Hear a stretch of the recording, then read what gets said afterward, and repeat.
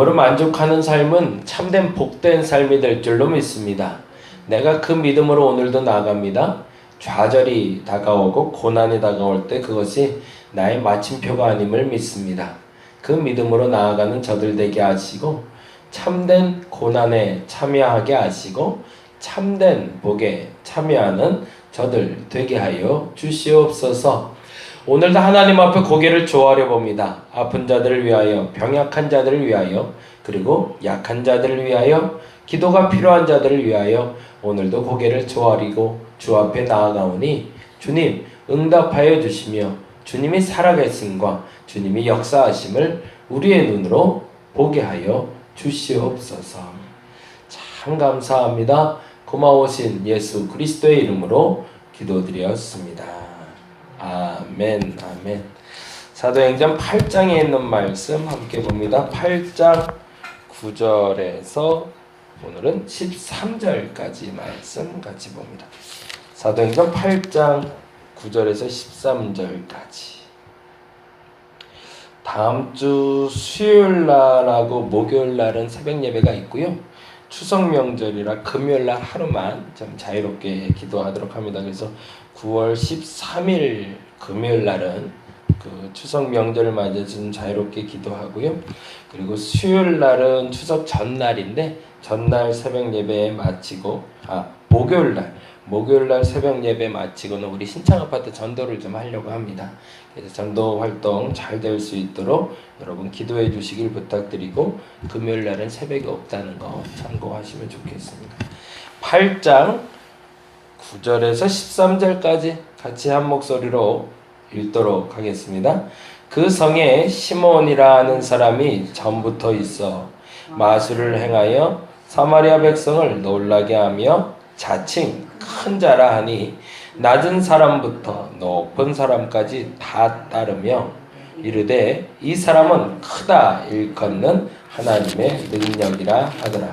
오랫동안 그 마술에 놀랐으므로 그들이 따르더니 빌립이 하나님 나라와 및 예수 그리스도의 이름에 관하여 전도함을 그들이 믿고 남녀가 다 세례를 받으니 시몬도 믿고 세례를 받은 후에 전심으로 빌립을 따라다니며 그 나타나는 표적과 큰 능력을 보고 놀라니라.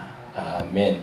시몬이라는 사람이 등장을 하는데요. 이 시몬이라는 사람의 이름을 신학자들이 조금 주목하기 시작했어요. 왜냐하면 이스라엘에 이제 교회가 태동되기 시작하고 교회가 태동되면서 건강한 신앙 운동이 일어나고 있었는데 그 건강한 신앙 운동에 부합하게 악한 영의 운동이 시작이 됐거든요. 그거를 우리는 영지주의라고 부릅니다. 이제 과거 초창기에 일어났던 이단 사상이었는데 이 영지주의의 창시자가 되는 사람의 이름이 시몬이에요. 그래서 이 시몬이 아마 이 시몬이 아닐까라고 사람들은 얘기를 합니다. 아마 동시다발적으로 일어난 거죠. 정말로 재미난 건요. 1958년도에 여의도 순복음교회 조용기 목사님이 교회 개척을 해요. 그리고 1958년경에 통일교 문성명이 교회를 시작을 합니다. 동네는 불광동과 그리고 신촌에서 같이 시작을 해요. 조용기 목사님은 가난한 사람들을 위해서 목회를 시작을 했고 그리고 문성명은 신촌 부근의 식자층을 대상으로 목회를 시작을 해요. 근데 똑같이 어마어마하게 부흥을 시작을 합니다. 그리고 폭발적인 부흥이 나타나는 시점부터 그들이 또 똑같은 일을 하기 시작하는데 그 여러분이 잘 아는 대로 신문회사를 인수를 해요. 그래서 통일교에서는 우리가 잘 아는 세계일보가 나오고요. 그리고 여의도 순복음교회에서는 국민일보가 시작이 돼요.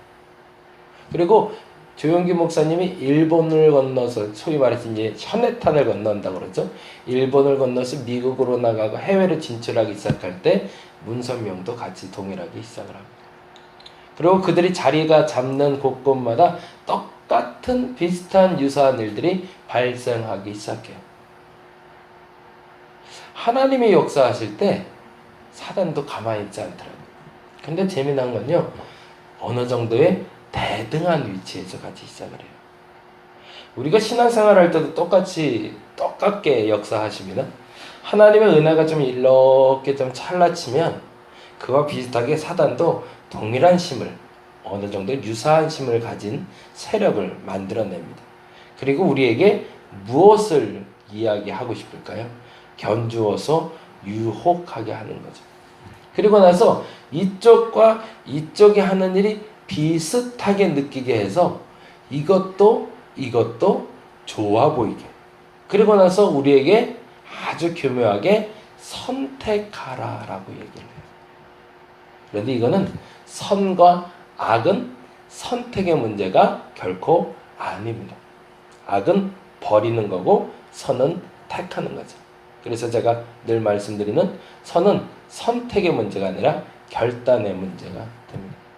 근데 지난번 주일날도 말씀드렸지만 선한 것 중에 더 선한 게 있을까요? 그건 없어요. 선한 것 중에 더 선한 것은 없는데 중요한 것은 내게 주신 선이 가장 좋은 것임을 나는 믿을 수 있어야 됩니다. 왜냐하면 하나님은 나에게 맞는 가장 예쁜 옷으로 입혀주실 분이기 때문에 그렇습니다. 빌립은 그 사실을 알고 있었던 사람입니다. 그래서 유대인들에게 박해가 시작되었음에도 불구하고 그는 실망하지 않습니다. 전제는 어제 말씀드린 대로 그 시작의 태동이 하나님의 말씀으로 시작되기 때문에 그렇습니다. 그 말씀으로 시작된 그 말씀은 결코 무너지지 않고 그 다음과 그 다음 과정을 거쳐서 완성되리라는 그 목적지를 분명 빌립은 알고 있었기 때문이었죠. 그래서 예루살렘 교회에 핍박이 일어날 때 그 핍박은 마침표가 아님을 빌립은 알았던 거죠. 우리가 예수를 믿는 사람들이에요. 예수 믿는 사람들이 한 가지 확실히 알아야 될 것이 있어요. 고난이 닥쳐올 때 그 고난은 내 삶의 마침표는 결코 아니라는 겁니다. 하나님은 그렇게 끝낼 인생이라면 시작하지도 않으셨고요. 그렇게 시작할 인생이라면 하나님은 예수 그리스도를 통해서 그토록 고통받게 만드시지 않으셨을 겁니다. 그래서 우리는 기독교를 부활의 종교라고 말하는 이유는 우리의 끝은 고난이 마침표가 아니라 부활이 마침표이기 때문에 그렇습니다. 그 믿음이 흔들리지 않으시기를 바랍니다. 그래서 지금 과정 중에 있다라고 얘기할 때 그 과정 중에 있다라는 것은 그 고통 가운데 있다는 걸 얘기하고 고난 가운데 있다라는 걸 얘기하는 건데 그 고난은 반드시 넘어설 수 있는 길을 열어 놓으셨다는 거죠. 그래서 때로는 그 고난을 직접 맞닿아야 되는 사람들도 있고 사도들과 그때 희생한 사람들처럼 때로는 그 고난을 잠시 피해 가야 되는 사람도 있음을 우리는 알아야 되죠. 근데 문제는 그렇게 됐을 때 서로 간에 분열할 수 있다는 전제도 있어요. 왜냐하면 우리나라에도 두 번의 교회가 갈라지는 두 번의 결정적인 일이 있었는데 그게 바로 1945년 해방과 1950년 6.25 사변이었습니다. 왜 갈라졌을까요? 첫 번째는 일본 그 일제시대에 살아남기 위해서 교회를 지키며 신사참배한 사람들과 그리고 신사참배를 하지 않고 나는 이런 거 못하니 교회를 폐쇄하겠다는 사람들이 해방 이후에 부딪히기 시작합니다. 무엇이 선이었는가? 그리고 두 번째로 부딪히기 시작한 게 공산화되기 시작할 때였어요. 1950년부터 53년까지 3년간의 전쟁 기간 동안 또다시 동일한 질문이 던져지는 겁니다. 전쟁 시에 피해서 도망간 사람들과 그리고 전쟁 시에 남아서 교회를 지키다가 순교하고 그 교회를 지킨 사람들과 무엇이 선인가?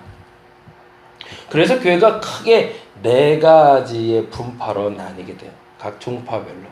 그래서 이 4가지의 분파 중에 진짜 의가 무엇인지를 스스로 묻기 시작했는데 앞서 말씀드린 대로 진짜 의는 없다고 말씀드렸죠. 진짜 선이라는 건 없습니다. 내게 주신 것이 가장 선한 것이었던 거죠. 근데 문제는 그것이 죄라 여겨지면 내가 회개하면 되는 것이고 그렇지 않다면 사람들에게 솔직히 고백하면 되는 거죠. 그 부분에 대해서 얘기했던 게 한경직 목사님이었죠. 한경진 목사님은 일이 터질 때마다 도망다니셨던 분이거든요. 그리고 스스로가 그걸 죄로 고백합니다. 나중에 신사참배를 거부하지 못했던 건 6.25 동란이 터졌을 때 도망갔던 건, 근데 그로 말미암아 일어난 사건이 있죠. 그가 머무는 곳마다 영락교회가 세워집니다. 그래서 서울에, 대전에, 그리고 심지어 어디까지 영락교회가 있죠? 제주도까지 있어요. 그분이 제주도까지 피난을 가셨던 거죠. 근데 그분이 갔던 곳곳마다 어떤 일이 벌어지냐면 교회가 세워지기 시작해요. 그에게는 계륵과 같은 도망가야 되는 그 마음이 그에게 주어졌지만, 그럼에도 불구하고 그로 말미암아 복음을 지닌 사람들이 복음을 지킬 수 있는 도구가 만들어졌다는 거죠. 그 또한 우리는 긍정적으로 봐야 되는데, 우리는 그 가운데서 빌립을 읽을 수 있어야 된다는 겁니다. 자리를 지키고 앉아 있었던 사도들은 옳은 걸까? 물론 옳을 수 있죠. 그렇다면 그때 흩어져서 떠났던 빌립은 틀린 걸까? 그건 아니라는 거죠. 왜요? 그 마음속에 무엇이 있으니까? 성령의 충만함이 있었으니까. 그리고 그 빌립이 성령의 충만함으로 사마리아에 이르렀을 때 우리는 학자들을 통해서 그 단어를 쓰게 됩니다. 최초의 선교사라는 말. 그리고 빌립이 사마리아에 가서 복음을 전할 때 나타난 역사를 6절에 다음과 같이 이야기했었죠. 6절 읽어볼까요?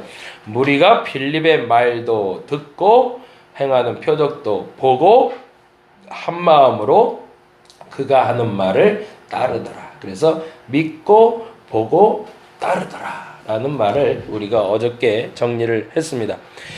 믿고 듣고 보고 따랐던 그 사람들 중에 한 사람이 있으니 그게 아까 말했던 시몬이라는 사람이 있었다는 겁니다.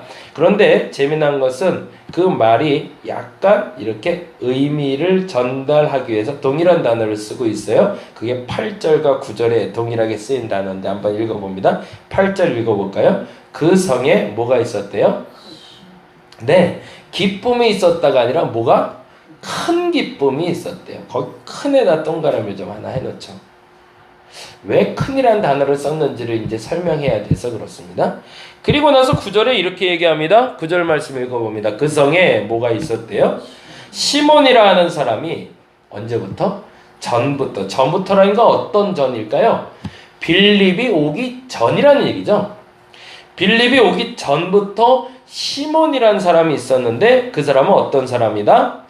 마술을 행했대요. 이 마술은 뭐 이렇게 뭐 모자에서 비둘기가 나오고 뭐 이런 거가 아니라 그 점술가를 얘기합니다. 예언하는 사람들, 점쳐주던 사람들, 미래를 예지하던 사람이라는 거죠. 시몬이라는 사람은 미래를 점쳐주던 사람입니다. 그래서 사마리아 사람들을 놀라게 하여 뭐라고 돼 있죠? 자칭 그 다음에 큰 자라고 돼. 거기 큰 애도 동그라미 해놓죠. 왜 8절에 큰 기쁨이 있더라와 9절에 큰 자라는 단어를 썼을까요? 그리고 또 하나 그 큰의 의미에 대해서 10절에 이렇게 성경은 설명해주고 있습니다. 10절 볼까요? 낮은 사람부터 높은 사람까지 다 따르며 이르되 이 사람은 뭐하다? 크다. 똑같은 단어죠. 큰 기쁨, 큰 자, 크다. 그러면 이 크다라는 의미는 어떤 의미일까? 바로 일컫는 하나님의 능력이다. 달리 말하자면 그는 권력이 큰 사람이다. 혹은 가진 것이 많은 사람이다. 아니면 인격이 큰 사람이다 라는 표현이 아니라 하나님의 사람이다 라는 뜻입니다. 큰 기쁨이 있었다라는 말은 하나님의 기쁨이 임했다는 거예요. 옛날과는 다른 기쁨이 임했다는 겁니다. 옛날에 그냥 집을 사서 기뻤고 아이를 낳아서 기뻤고 이런 기쁨하고는 달리 새 생명을 얻는 이상한 기쁨이 임하더라 라는 거예요. 근데 이 기쁨은 어떤 기쁨이라고 그랬죠? 세상의 기쁨은 결과가 좋아야 기뻐해요. 근데 하나님의 기쁨은 뭐죠? 결과와 상관없이 기뻐할 수 있는 걸 말합니다. 그러니까 사도들이 매 맞아도 기뻐해요. 핍박받아도 기뻐해요. 원망받을 만한 일을 당해도 기뻐해요. 왜요? 그 큰 기쁨은 누구의 기쁨이니까? 하나님의 기쁨이니까. 그래서 나중에 서신서에서 살펴보겠지만 이들은 세상이 감당하지 못할 사람들이라고 하죠. 세상에 담을 수 없는 사람들이라는 겁니다. 왜? 세상에 구애받지 않으니까. 뭘 해도 기뻐할 수 있는. 왜? 그 기쁨의 근원이 하나님이니까. 근데 사람들이 생각하기를 이 시몬도 하나님이 쓰는 사람이라고 생각했던 겁니다. 그런데 그 시작점이 어디 있냐가 참 중요하죠. 그 시작이 사람들이 이 사람은 크다라고 말했는데 9절에 보니 원래 그 크다라는 말은 어디서 나왔대요? 자칭이래요. 스스로 말하기를 뭔 사람이라? 나는 하나님의 사람이다 라고 말하고 다녔다는 겁니다. 나는 하나님의 사람인데 이 하나님의 사람으로서 이 일을 행한다 라고 얘기했던 거죠. 언제? 빌립이 오기 전부터. 그러면서 사람들을 뭐 했던 거죠? 미혹했던 거죠. 문성영 씨가 서대문 근처, 신촌 근처에서 그렇게 크게 역사할 때 조용기 목사님이 같이 역사했던 것처럼 저들이 역사하는 것처럼 나도 크게 역사한다라는 말을 하고 다녔던 거죠. 그런데 재미난 일이 벌어졌습니다. 그 다음 절이죠. 11절 볼까요? 11절 오랫동안 그 마술에 놀랐으므로 역시 똑같은 단어가 나옵니다. 놀랐으므로 동그라미를 합니다. 놀랐다는 단어는 경외하다는 단어입니다. 그를 하나님의 사람으로 알고 경외하며 따랐다는 겁니다. 그런데 이 단어가 또 어디서 반복되는지 볼까요? 13절 보겠습니다. 13절 시몬이 듣고 세례를 받은 후에 전심으로 빌립을 따라다니며 그 나타나는 표적과 큰 능력을 보고 뭐 한다고요? 놀라니라 되어 있죠. 그 하나님의 사람이라 여겨졌던 시몬이 빌립을 따라다니며 경외하기 시작했다는 겁니다. 가짜가 있었는데 그 가짜가 나보다 더 큰 거를 만나게 된 거죠. 누구 생각엔? 시몬 생각엔.